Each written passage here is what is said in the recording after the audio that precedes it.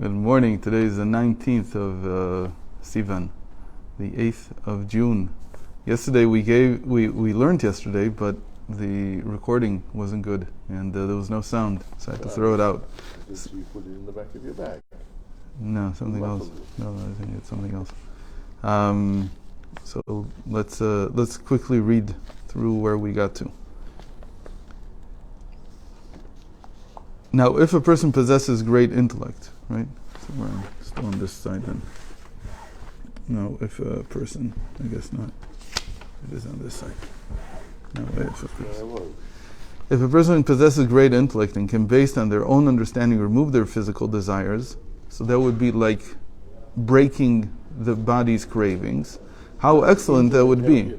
How does intellect help you get away from desires?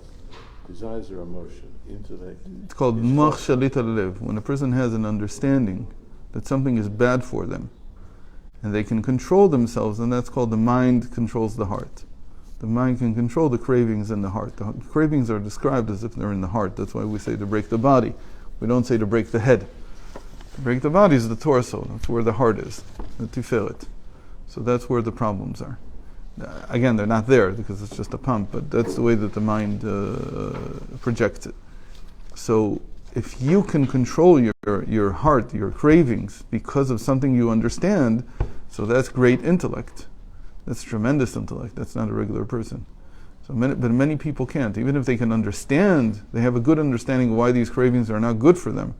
And they have a good understanding why they should be pursuing godliness in the world. They're not pursuing material objects. But they still can't control it because they don't have enough Chasidut lev. Why didn't necessarily turn around to now they're pursuing godly things? Why can't they just say, well, this is wrong, this is not allowed? Well, there are things that, when it's not allowed. That's the problem with Chasidus. The Torah says there are certain things that are not allowed. Okay, that's not the Chiddush in Chasidus is that what the Torah permits is not necessary. That's the big Chiddush in Chasidus. And they come and say that everything, there's no such thing as something that's neutral. Things are not neutral in the world. Okay. Rather, they are either forbidden or they have to be godly. So if I don't know how to turn something into godly, so it remains a craving. It remains a craving for something permissible. So some people will say, oh yes, on Shabbos everything is permissible and it's godly. So I can eat as much ice cream as I want. That's also not true. You can't eat as much as you want. It's just saying that what you normally eat, maybe a little bit more, is easier to see as being godly. But a lot of people still can't do it. They still come out of Shabbos with a stomachache because they don't know what to do with food or whatever it is. However, this is not easily attainable for everyone, and therefore each person must break their physical desires through action. This means, what is this action? To afflict oneself by not eating once a week or once a month. Additionally, if it is possible to complete the fast, we said that complete a whole day and not just half a day, how excellent it is. Through this, one can subdue their material nature. So it has to be broken physically. You have to break the craving physically. Again, we're not breaking the body. We're not dismembering ourselves, anything like that. We're talking about the body in the sense of the cravings that the material body has. Then, if you can subdue the material nature, the other side, the sitra acha, the unclean, the impure, the part that covers up godliness, that doesn't allow me to see the godliness in things, is suppressed, meaning that the body, and one can cleave to blessed God through the spark they have from the soul. Without this, it is like a body without a soul, and one cannot cleave to blessed God. However, initially, one must isolate themselves. Isolate means to contemplate. Lidboded. It's like in Breslov. Lidboded means to contemplate. And discern their lowliness and negative traits. So it's not enough to just force the cravings and prevent them from acting themselves out. Right, what we call Idbonenut. But he also calls it Idbodedut. It's not that that's the only word. That word was later chosen for something deeper, which we call, what we would call meditation even. It's a whole process. What Yaakov just showed me is the cover of Wonders for this week. So we have an article here about how Hidbonenut, which is like Hasidic meditation, how it can be expanded in this generation, because we have physical knowledge. Our paradigm of the world is different now. We have a 7-stage paradigm instead of the usual 4 that they used to have. Anyway, this article gets into how modern physics forces us, in a certain sense, to expand the way we meditate on things. What does it mean to meditate? To meditate is to go and actually see how something is godly. It's not just to, it's not just in this case to take stock of myself. That's itbodedut. That's more itbodedut. So one must isolate themselves, and that's like taking stock of themselves and discern their lowliness and negative traits. And we've talked about this very much. The main purpose of lowliness is to see that everything that is negative here in my life is my doing. I have no one else to blame but myself. I have to stop blaming God. I have to take the full responsibility for everything that's not working. The main purpose is that a person not feel superior to anyone else. And if you can do that, both have lowliness, מאוד מאוד הווה שפל רוח, as the Rambam says, very, very much be of lowly spirit. That means not to ever feel superior to anyone else, to accept whatever the life brings you. So then there's a soul to this breaking of the cravings. Otherwise, it's like we said yesterday, that the person could not speak a word, do a speaking fast for 40 days and 40 nights, come to the Baal Shem Tov and say to him, so why didn't Eliyahu come to me? I heard that if you do this for 40 days and 40 nights, you don't speak a single word that's not holy, then Eliyahu appears to you. And nothing happened. So he says, what did you do the whole time? He says, I said Tehillim and I davened and I learned. He says, that's your dvarim betilim. Those are empty words. Because you have a very high spirit. You haven't come to any feeling of lowliness. In any case, this means that when one recites a confession, as explained in Sharei Tzion, there was a siddur in the Alter Rebbe's time called Sharei Tzion, and there he brings the full confession. He says when you say Yashamnu, Bagadnu, Gazalnu, and so on, you have to add to that a 4-part meditation, or a 4-part confession, as he calls it, that corresponding to each of the 4 letters of God's name, there is one of the types of capital punishment, skila, srifa, hereg, v'chenek, which are stoning, burning. None of these are actually literal, right? You don't actually stone someone. Actually, they're dead before. You don't actually burn someone. Certainly not in a fire. Hereg is a makat saif, is a sword blow, and chenek, which is a strangulation. So none of these work the way that people think they do. So, but we're not going to get into them now. So anyway, with each one, it's as if every time I say a confession, I accept on myself as if I'm chayav, as if I'm guilty of crimes that have a capital punishment. Obviously, nobody does a capital punishment. The whole idea is some kind of prayer. So what is this for? So explains the Alter Rebbe. For instance, it says there, if I were deserving of stoning, then they should contemplate how the punishment applies within themselves. The punishment of stoning is for idol worship. And everyone can find traces of idol worship within themselves. It's a trace, it's not real idol worship. So he explains, for what does the idolatry of those who worship celestial bodies and constellations consist of? Those who worship the stars. What was their idolatry? They used to worship the sun because they saw that the abundance of crops is enhanced by the sun's rays. They weren't stupid. They saw that there's a connection between sunlight and crops. The more sunlight, the more crops. So the sun must cause crops to grow. So they didn't know something called photosynthesis. They didn't care about something called photosynthesis. They had no ability to see it that way. They saw it very directly. They saw the direct cause and effect. That's what they saw. And they mistakenly believed that it was under the dominion of the sun. So they said crops are ruled by the sun. Even though they knew that the Holy Blessed One rules over it. Even though they knew there was God who was above everything. But they made the messenger, the sun, the God. Nevertheless, they believed that it was not honorable or fitting for the higher power, to God, to oversee the lower power. Meaning, it's not just that they knew God rules everything, but they said God is not, he's like a real king. His hashgacha, his providence, does not filter all the way down to mundane matters. And so he put a minister over this. So who are we going to worship? The minister, because he's the one who in the end who makes the crops grow. It's not God. But in truth it is not so. The sun is merely an instrument through which the crops grow, and so we've discussed this many times. Are you going to kiss the mailman who brings you the check? Because it's a very big one. Yeah, you come and you kiss him. And sometimes people do this out of excitement, but they don't really think that the mailman wrote the check. They don't really think that he's the one who deserves the kiss. But back then it was a whole thing. They built temples for these mailmen, for these messengers. But in truth it is not so. The sun's merely an instrument through which the crops grow. It is about this mistake that the Torah rules that the prohibition is one should sacrifice his life and not worship it. It's about this. These intermediaries, these instruments, worshiping these instruments.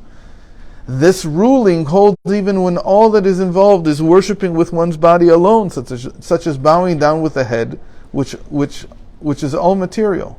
In other words, it's even a person should sacrifice his life even if he's just being forced to bow down to it and he doesn't believe in it. But it's done in front of people, and everybody will understand that he acknowledges that the instrument, the sun, the Mars, whatever it is the God. It is the God of this force, of this power, of this abundance that we have. And so he's required to sacrifice his life for this. He's not allowed to do this, because this is ruining the world. As if people don't think about this. There are actions that I do that ruin the world. They destroy the world. There will be so many more generations that will quote this and say, oh, you see, even the Jews, they bow down to this. So tell me, the Jews, what? Now it's Microsoft. The same thing. So now they bow down to Microsoft. Right? So is there any difference? That a Jew is not giving the message that everything here is godliness, and that's what you should worship, and not money, or as they call it, the god of Mammon. I don't know where they got that whole idea. That's what they call it. Mammon was the god of money, and they call it something. Right? But Mammon is a real word. In any case, it's a word that works in Hebrew also. So I don't think that it's a word that's originally Hebrew. Probably did come from Greek or something. But it's a terrible thing that people worship this. And so I don't want to say that the anti-Semitism in the world is because of that.